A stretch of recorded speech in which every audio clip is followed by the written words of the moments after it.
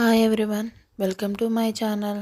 ఈరోజు అయితే నేను పానకం ఎలా తయారు చేసుకున్నానో చూపిస్తాను. ఈ పానకాన్ని నేను శివరాత్రికి స్వామివారికి నైవేద్యంగా తయారు చేసుకున్నాను. ఇక్కడైతే ఒక గ్లాస్ నీళ్ళు తీసుకొని 2 స్పూన్స్ బెల్లం పౌడర్ వేసుకున్నాను.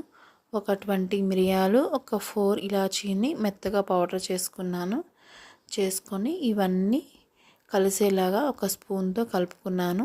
బెల్లం పౌడర్ వేసుకున్నాం కాబట్టి బాగా కరిగేలాగా కలుపుకుంటున్నాను. మీకు బెల్లం అందుబాటులో ఉంటే బెల్లంతో అయినా చేసుకోవచ్చు. నేనైతే దేవునికి ప్రసాదం కింద ఒక చిన్న గ్లాస్ని కలుపుకున్నాను. చాలా బాగా వచ్చింది, చాలా బాగున్నాయి కూడాను.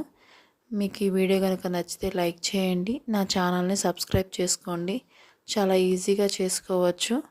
దేవునికి నైవేద్యంగా నేను ఈ విధంగానే పానకం తయారు చేసుకున్నాను. వీడియో నచ్చితే లైక్ చేయండి.